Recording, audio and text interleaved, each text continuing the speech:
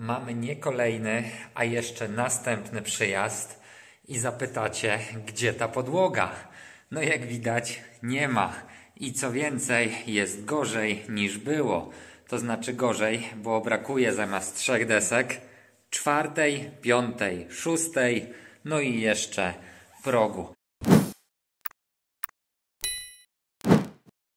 Te deski, które wziąłem tutaj z okolicy, no okazały się, że jeszcze nie doschnięte. No i było kombinowanie, no były one też krzywe i w żaden sposób nie mogliśmy ich tu nigdzie dopasować. Heblarka, w zasadzie hebel nie dawał sobie do końca rady. Były one też dużo grubsze niż te stare deski. No więc kombinowania było kilka godzin, a w zasadzie zrobiliśmy tylko jedną deskę. No i stwierdziliśmy, że nie ma to sensu. Potem były poszukiwania podłogi w okolicy, to znaczy desek podłogowych, no i udało się znaleźć jakieś 40 km dalej. Te deski mają dzisiaj przyjechać, tata ma je zaraz przywieźć, no i mają być wyszlifowane, tak jak te, niby już zamówione na wymiar, więc te odległości powinny być idealne, aby położyć może gdzieś tutaj tylko lekkie docięcie. No i w sumie wtedy jak dłubaliśmy i stwierdziliśmy, że tych 3 desek nie położymy, bo to jest bez sensu. Nie dość, że deska mokra, więc mogłaby się potem kurczyć, zbiegać i potem by były znacznie szersze szczeliny niż są tutaj i byłby problem. No to skoro już podłoga na zamówienie, a w zasadzie kilka desek na zamówienie, no to tak, zerwaliśmy te deski. To będzie pod kuchnią, więc tego nie będzie widać. No ale skoro tu pójdą nowe deski, no to stwierdziliśmy, że niech tutaj też będą nowe, jednolite. To samo z progiem. Jak widzicie, deski są wzdłuż, a tu były 2 deski na progu w tą stronę i jeszcze nie dochodziły one do końca do futryny. Tu była szpara i to dosyć duża, więc to też zerwaliśmy. No i deski, które przyjadą, powinny być na pełnej długości, czyli stamtąd aż po próg. Dodatkowo stwierdziłem, że skoro mam kilka desek więcej, zerwanych właśnie stąd, to wyrównam sobie też przy piecu, bo do pieca dochodziło mniej więcej dotąd i tu była szpara, więc dotnę deski na wymiar, żeby już to było po całości, więc te deski są docięte i będą tu położone, żeby nie było żadnej luki. Te deski jeszcze muszę sobie doszlifować i to pewnie zaraz zrobię, ale w sumie to pokażę Wam jeszcze jedną rzecz, jak wyglądały tamte deski, które próbowaliśmy docinać. Czyli te deski, które zorganizowałem tu w okolicy. To jest jeszcze jedna deska zerwana z podłogi. Ona była ładna, więc jest zostawiona w całości. Do czegoś na pewno się przyda, żeby ją jeszcze wykorzystać. No a deski zorganizowane przeze mnie wtedy, no raz, że okazały się, że one tam 3 miesiące i nie wyschły do końca, prawda piesku? Więc mogłyby się kurczyć. No i przez to hebel, jak widać o tutaj, robiliśmy takie ząbki, bo nie dało się tego zbierać po całości. Myśleliśmy, że po prostu zrobimy ząbki i te ząbki siądą na legarach. No ale jak zrobiliśmy jedną taką deskę, bo widać tu ząbki, tam ząbek i tam ząbek, no to okazało się, że one są tak krzywe, jak siadły na podłodze, że to po prostu jest męczarnia. No niestety taki tartak, który przyjeżdża wycinać na miejsce, nie ma tej precyzji i po prostu na wieźbę dachową, tak, ale na podłogi, no niestety takie deski się całkowicie nie nadają. Więc w sumie zmarnowaliśmy kilka godzin, no i jedną deskę. Na szczęście tych jeszcze nie ruszyliśmy, więc może je do czegoś w przyszłości wykorzystam. W sumie odkąd sprzedałem kombi z hakiem i jeżdżę cały czas tą małą popierdółką, ekonomiczną popierdółką, to teraz jak jest potrzebna przyczepka, to muszę prosić za każdym razem tatę, więc teraz czekam na niego, no ale żeby tego czasu też nie marnować, to oczywiście znajdę sobie jeszcze jakąś robotę. No i robota będzie taka, czyli jeszcze jeden kabel w środku. Bo tak sobie pomyślałem, że skoro mam ściągniętą i tak podłogę, to w sumie, mimo że mam 2 fazy, to znaczy 2 oddzielne bezpieczniki puszczone tu na kuchnię, gdyby w razie czego jakaś mała płyta indukcyjna powstała kiedyś w przyszłości albo jakiś piekarnik, no ale nie mam tutaj siły, czyli instalacji trójfazowej. Tą trójfazę mam puszczoną tylko i wyłącznie w tym miejscu, no bo ono była tak na zapas, no ale skoro podłoga ściągnięta, to pomyślałem, że puszczę pod podłogą jeszcze ten przewód trójfazowy i wypuszczę w razie co tu przy kuchni. Przyda się, to się przyda, nie to nie, ale niech już w sumie coś takiego też będzie. Także idę po peszel, no i zaraz jakoś tędy wypuszczę to na zapas. Peszel został mi jeszcze, jak była wymieniana ta instalacja elektryczna, czyli tam od przyłącza do domu aż po licznik, wtedy kabel poszedł w peszel, no i teraz go w sumie wykorzystam. No i kabel siłowy, ten trójfazowy, też sobie zamówiłem w internecie, bo jest taka przebitka, jeżeli chodzi o sklepy budowlane, a to co jest w internecie, no 7,50 za metr w internecie i 19 zł w sklepie budowlanym, więc różnica ogromna. Kabelek z zapasem wypuszczony, peszel też tak, żeby w razie czego można było go pociągnąć 10 cm w jedną bądź w drugą stronę. No i tu z dużym zapasem też w zasadzie myślę, że ponadmetrowym niech to będzie. Schowane będzie na razie z tyłu. Czy się przyda? Zobaczymy. Jest, nie zaszkodzi. Także co? Teraz trzeba się chyba wziąć i jeszcze czekając wyszlifować te deski. I przyjechały nowe deski od stolarza. No, szczerze mówiąc, spodziewałem się trochę lepszej jakości. Zadry, szerokość też taka średnia. No ale jest jak jest, trzeba zakładać. I tu pękło znowu kilka godzin, a w zasadzie to dzień się skończył bez ułożenia tych desek w całości. Jak się okazało, wcale ten montaż niby gotowych desek nie okazał się taki łatwy i szybki, jak myśleliśmy. Więc ciąg dalszy odcinka to znowu kolejna wizyta na siedlisku. To mamy kolejne popołudnie. Nie skończyliśmy podłogi, jak widać.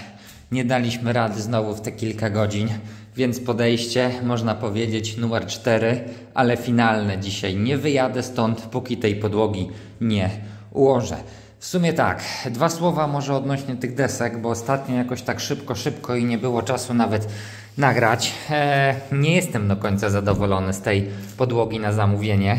Kosztowała ona 130 zł za metr kwadratowy, więc wcale nie tak mało. Deski miały być docięte na wymiar, wyszlifowane, no i w miarę szerokie. I teraz tak, po kolei. No, widać uzupełnienia sęków, to zakład stolarski, a w zasadzie stolarz zrobił. Ale na przykład tu już sobie darował. Deski chciałem, żeby miały co najmniej kilkanaście centymetrów szerokości. No i faktycznie ta jedna ma, tamta skrajna ma, ale te środkowe no dosłownie po 8-9 centymetrów, więc z tego nie jestem zadowolony. Nie jestem też do końca zadowolony, jeżeli chodzi o równość tych desek. Nie wiem, czy to będzie widać, czy nie, ale po ułożeniu również są górki, dołki, przez to, że te deski nie były równe, troszeczkę wypaczone i tak dalej. Więc tak jak tą podłogę równałem i szlifowałem w wielu miejscach, tak to samo będę musiał robić z tą podłogą. Cudowaliśmy, kombinowaliśmy, dobijaliśmy nawet po 2 gwoździe na takich wąskich deskach po to, żeby mniej więcej próbować to równać, no ale się nie dało. Są też jakieś ślady po heblu. Jak widać, tu gdzieś się stolarzowi zaciągnęło, no ale najbardziej denerwują mnie te nierówności, no bo te deski wcale też idealnie wymiarów nie trzymały. No bo raz, że grubsze, cieńsze, a 2, że miało być zamówienie na wymiar, a zobaczcie, ile jest odpadków, które musieliśmy docinać. Więc takiej szybkiej i prostej roboty, jak się wydawało, ułożenia kilku desek, przypominam, z wymierzonych i zamówionych na wymiar, no nie udało się ułożyć jeszcze całego fragmentu. Aha, czemu tam dalej deski są zerwane? No bo te deski, które mają być tu, też wymiar jest taki, że brakuje centymetra i trzeba by było docinać wzdłuż. No bez sensu. Woleliśmy zerwać te stare deski. Na szczęście udało się je w całości odzyskać. Ułożę zaraz te nowe i dopiero dobiję te stare deski. Co więcej, no zeszło się też długo, no bo były docinki. No docinki oczywiście tu przy piecu, no tego się uniknąć oczywiście nie dało i tego stolarz dokładnie nie mógł zrobić. I docinki tu gdzieś przy drzwiach, progu. No i tu taka sztukateria, gdzie faktycznie deska jedna się kończyła, no i trzeba było coś pokombinować, żeby dorobić. No i z takimi docinkami, pierdółkami, a przede wszystkim próbą naciągnięcia tych desek tak, żeby ładnie i równo siadły, no zeszło się kilka ładnych godzin. No i finalnie, co dzisiaj? No jak już powiedziałem, będę chciał tą podłogę dokończyć. W tej chwili jeszcze sobie zaimpregnowałem Jezu, ciągle zapominam. Legary. Te legary, które są na podłodze, jeszcze podłożyłem deski tak, żeby idealnie trzymały poziom, bo wcześniej one były, ale no nie do końca ten poziom trzymany. W tej chwili drewno jest jeszcze mokre. Dałem to koncentratem po to, żeby mocno nasiąknęło i żeby tu żaden robak ani nic nie wchodził. Więc tu muszę dołożyć ciąg dalszy podłogi. No i jeszcze zrobić jedną rzecz, bo zabrakło też nam gwoździ. Zostały dosłownie 2, więc nie szło już dobić tej ostatniej deski. No jakoś liczyłem na to, że tych desek po prostu będzie mniej i na przykład tu zamiast 4 będą 2 albo chociaż 3. No wyszło jak wyszło. No i tu ta finalna deska, którą też trzeba było tu na przykład lekko przyszlifować, żeby pasowała, wspiera się niestety na tej wylewce, więc muszę jeszcze podkuć tą wylewkę i dopiero osadzać te dechy, tą wielką i brać się za mniejsze. Podkułem i teraz deska położyła mi się idealnie na tej wylewce, tylko fragmentem gdzieś tam się wspiera, więc jest dobrze. Podklinowałem sobie też już od kuchni, żeby deski dociągnąć jedna do drugiej. Tu może nie idealnie wyszło, w sensie, że jest troszeczkę szpary, no ale ta deska też była uszkodzona i będę musiał ją po prostu trocinami, tymi wiórami dokleić. No i cóż, tak się jeszcze przyglądam. Tu gdzie legar, nie ma żadnego progu. Tu gdzie jest drugi legar, też nie ma żadnego progu. Między legarami jest dosłownie 70 cm odstępu. No i zobaczcie jakie wybulenie, więc to też pokazuje, że niby deski na zamówienie, a wcale nie jest z nimi jakoś rewelacyjnie. No, mam nadzieję, że jak dobiję gwoździe tu i tu, to troszeczkę tu się środek schowa. No ale mimo wszystko trzeba będzie przecież tą górkę zebrać. Gwoździe bije 10 cm, więc myślę, że na pewno będzie to trzymało. No okej, lecimy z tym.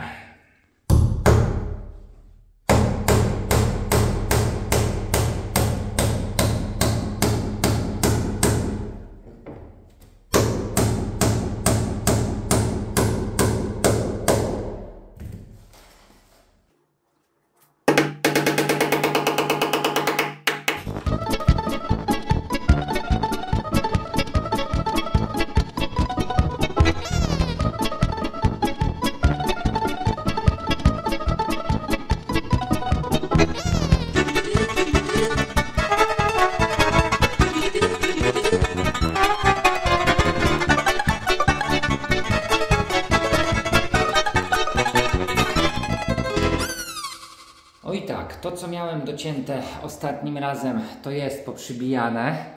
No i na ten moment wygląda to jak wygląda. No jest kilka niuansów, w sumie pokażę Wam je z bliska. Tak jak tu czy tu sęki zostały uzupełnione, a na przykład taki sęk, taki czy taki już nie. Więc chyba coś ten albo stolarz ślepawy, albo mu się po prostu nie chciało. To, że niby deski są różnej wielkości, no to też dobrze pokazuje ten fragment. Legar ten sam, tu odstaje. Legar ten sam, tu się elegancko schodzi. Tu też ogromny schodek, który trzeba będzie jakoś tam zebrać. No co jeszcze z takich rzeczy, które nie do końca mi się podobały, no to tak naprawdę zestawienie tych desek. No bo o ile tu się ładnie udało je zlicować, no to tu momentami musiałem je bardzo mocno dociągać. Wypierałem sobie o ścianę, na przykład takim kawałkiem drewna, albo brałem dłutko i tym dłutkiem wbijałem i dociągałem deskę do deski, po to, żeby się zlicowały. Ta ostatnia deska już jest reużyta, czyli stara deska, no i akurat gdzieś tu będzie też stała kuchnia, to znaczy meble z aneksu kuchennego, no bo tu jest dosłownie niecały metr, chyba 90, jak dobrze pamiętam, czy niecałe 2 metry potąd, coś takiego. Więc tak, gwoździe jakie tu były, no to po prostu reużyłem te dziury, więc nie schodzą się do końca. No ale to już trudno, tą najwyżej zaszpachluję, a to na 100% będzie pod kuchnią, a może nawet i ten. Różnica w gwoździach, jakie ja biję, a jakie tu były, to jest gwóźdź, który był. Ja kupiłem gwoździe 10 cm 4 cale, więc tu pewnie 5 cali 12,5 cm. Więc nic dziwnego, że one tak mocno i trudno wychodziły z tych legarów pod podłogą. Dobra, teraz chwila zabawy, bo trzeba sobie podomierzać, podocinać, żeby jak najdalej z tych desek, które mi zostały, dosunąć to do ściany. Więc tu docinka, tam docinka, no i taka zabawa. Pomocnik, przyszedłeś trzymać deski przed cięciem? Czy co tam? Będziesz trzymał, tak? No to siedź i dociążaj, żeby równo poszło to cięcie.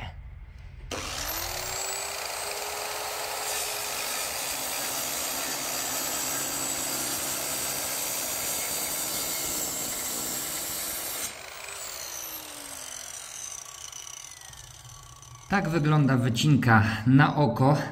Bez robienia specjalnie kąta, tylko wszystko jechanie na żynanie tamtą piłą obrotową tarczową. No oczywiście tu mogłoby być troszeczkę lepiej, no i zdecydowanie tu mogłoby być lepiej, ale nie zależy mi, no bo tu i tak przecież staną meble kuchenne. Te deski odwróciłem, niech one będą farbą do dołu, a za to tu wezmę jeszcze ten impregnat, który używałem do drewna. Niech to będzie po prostu już z dwóch stron nasączone. Nie chce mi się też tej farby usuwać, tak to pewnie zostawię. No jak już mówiłem, meble gdzieś dotąd, może nawet dotąd dojdą, więc to wszystko będzie przykryte. Tą ostatnią deskę nie dobiję na gwoździe, albo nawet te dwie ostatnie deski, a dokręcę na wkręty. Odpukać, gdyby kiedyś coś trzeba było tutaj podnieść, wymienić, bla bla bla, to zawsze łatwiej będzie odkręcić wkręta niż wyciągać gwoździe. Taki przynajmniej pomysł na teraz. Chociaż nie, przypomniałem sobie o tej szlifierce taśmowej. Jeszcze za bardzo nią nie robiłem powierzchni, a jedynie jakieś takie docierki milimetrowe, jak trzeba było mi z boku. Więc z ciekawości zobaczę, jak ona będzie takie drewno docierała. No i na tamtej desce w środku, jak też zdzierała farbę.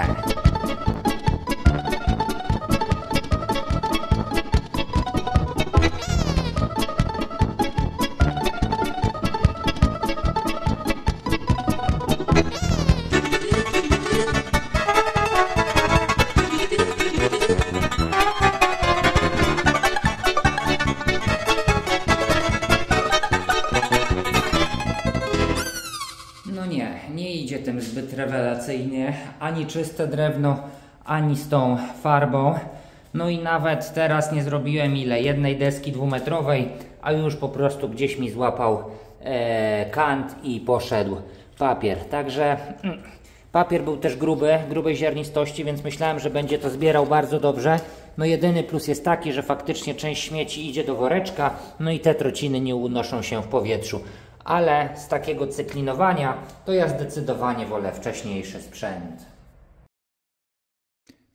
Finalnie deski skończone. Skończone te dwie, jak mówiłem, sztukowane. No i te dwie sztukowane, które będą pod kuchnią.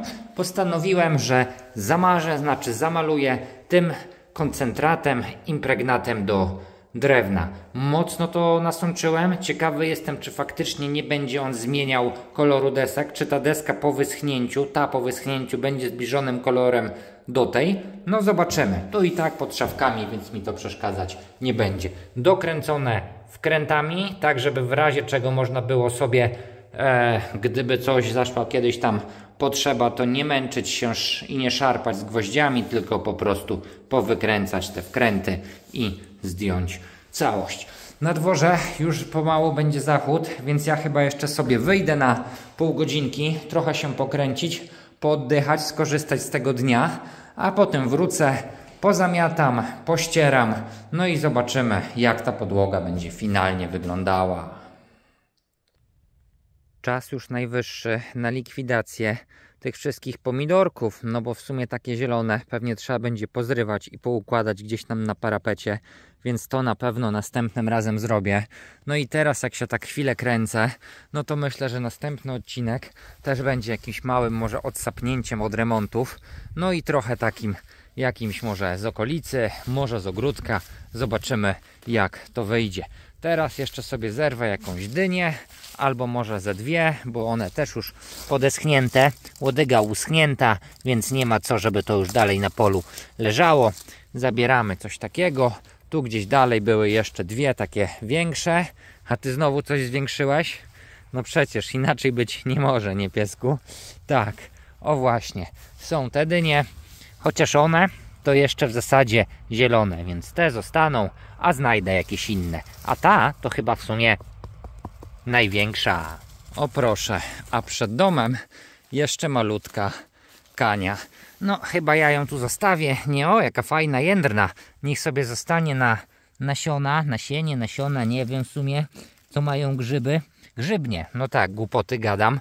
Może się rozrosną, chociaż one już w tamtym roku były pod tą dziką gruszką, więc kto wie, czy po prostu ta grzybnia już tu gdzieś nie pracuje. Fajnie, no niech ta kania zostanie. Jednej to i tak mi się nie chce smażyć, a suszyć jakoś tam w mieszkaniu w Warszawie nie lubię. O, a tu w sumie późno październikowy, prawie listopadowy mniszek. No dziwne, zawsze na wiosnę, a teraz co, na późną jesień?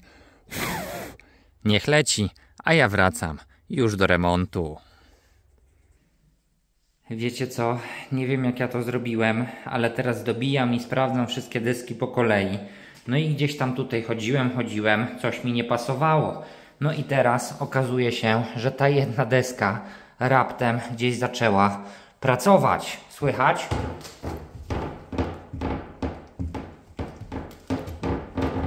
No słychać, więc kurczę, nie może to tak zostać, bo będzie mnie denerwowało. I co? Czyżbym znowu tego nie skończył, bo pochowałem już wszystkie narzędzia, a tą trzeba zerwać. No i kurczę, chyba ją czymś